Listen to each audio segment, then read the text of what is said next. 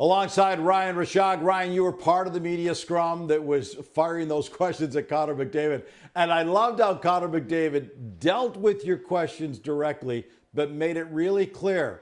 Get your questions in right now about my contract, because that's it. I'm not talking about this again.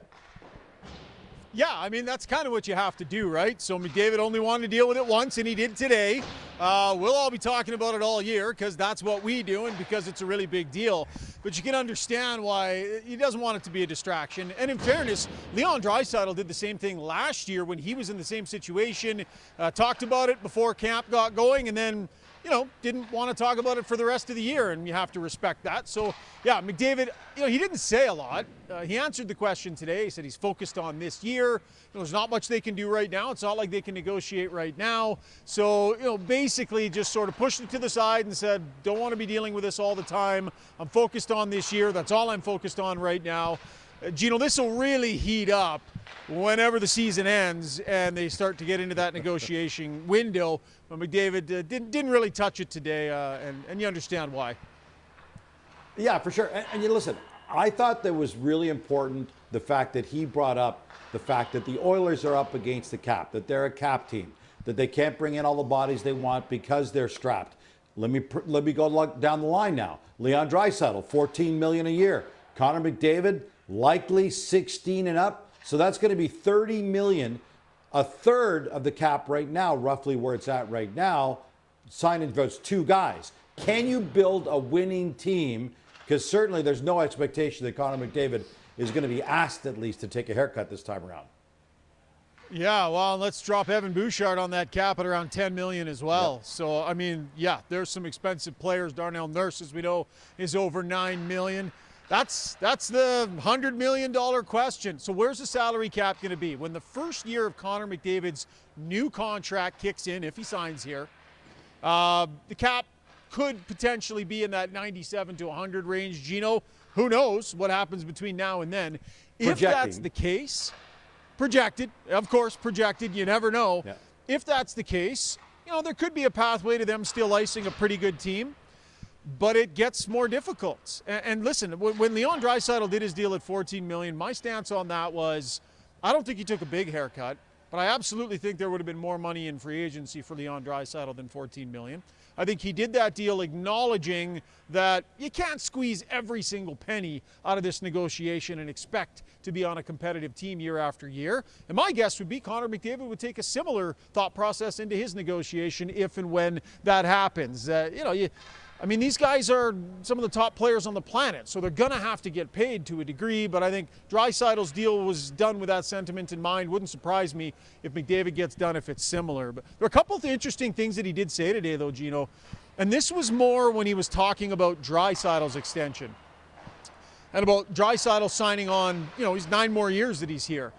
McDavid said that playing in Edmonton and the reasons why people might not realize why it's nice to play in Edmonton is, it's easy living here. They live close to the rink. The facility here is fantastic. Acknowledging the weather isn't always great. It's not the beach. But he actually went through a list of reasons why players really enjoy playing here in Edmonton. And I haven't really heard him describe it in that type of detail before. So that was notable to me today when he was discussing Leon's long-term extension.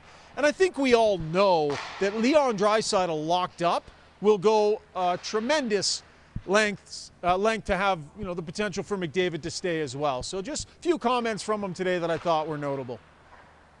And maybe, Ryan, you know McDavid way better than I do, maybe McDavid's sending a message out there to other potential guys who would be willing to waive to go to Edmonton or be willing to sign to Edmonton as unrestricted free agents. In the past, we've talked about the Alberta or the Western Canada tax where you got to pay guys a little bit more to come to those markets. But now maybe that you've got Draisaitl locked up, and in the event you get McDavid locked up long term, suddenly do you think you might see players say, I'll take a little less for a significantly better chance to win? We're already seeing it. I mean, Adam Henrique could have gone elsewhere for more money than he's making, but he signed to come back and be the team's third-line center with the idea in mind that playing with Leon Draisaitl and Connor McDavid, you get a chance to win a Stanley Cup. I mean, the script has completely flipped. what you're talking about is already in motion, and we're seeing that in real time. I mean, Corey Perry ends up here. This is now a destination where players look at it, they see a world-class facility, one of the best in the league. They see the best player on the planet here. They see a Stanley Cup window that is currently open and will be open for a number of years here, especially if Connor McDavid stays. And it's become a bit of an Alberta advantage, I would say. I covered this team for a lot of years, Gino, where exactly what you described was reality. Overpaying in free agency, players refusing to waive the no trades. We're now hearing stories behind the scenes where there have been players who have gone to their agent and said, get me to Edmonton. That's the spot. Don't want to discuss anything else. Get me to Edmonton. That's real. That's already happening to a degree. I'm not saying with everybody and every player, but it's already coming to fruition. And you look at what they were able to get done in free agency, and that right there is an indication. Players know the window is open here. Connor McDavid remains here. This 8-year deal from Leon Draisaitl is a real signal for that player to commit that many years, essentially the rest of his career, to being in this market. That tells you what you need to know about this market. One last question, and it's not an easy one, Shogger, so I'm going to put you on the spot. You've said no less than 3 or 4 times right now, if McDavid does resign and stays here long term. McDavid says, I don't want to talk about it. Here's the question. Do you foresee any scenario in which Connor McDavid, when he is allowed to extend his contract just about a year from now, does anything but sign long-term for the Edmonton Oilers? Is there any chance McDavid is anywhere other than Edmonton long-term? I mean, there's always a chance, Gino, but the way I would frame it right now is that the most likely course of events is that McDavid extends, similar to Draisaitl, and is an Edmonton Oiler for a long, long time. I just think that's the way this looks to be lining up. I mean, what are his priorities, right? His priorities are winning. Well, where else can you go in the league to play with another world-class player and know that you're close? The Oilers got to Game 7 of the Stanley Cup Final, so he knows they're close to winning. He and Leon Draisaitl are best buds. They call each other their ride or die. So where else can you go to play with someone that you're that close with in your life?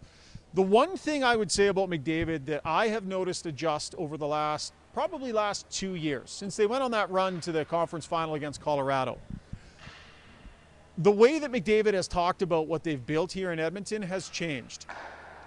He talked about it in one of their year-end press conferences about how the pride that they take, I think this was after they lost last year, the pride that they take in what they've built here, in the culture that they've established. He talked about it taking ownership of it, not just something that he's here and part of because he has to be, but something that he takes ownership of, he takes pride in.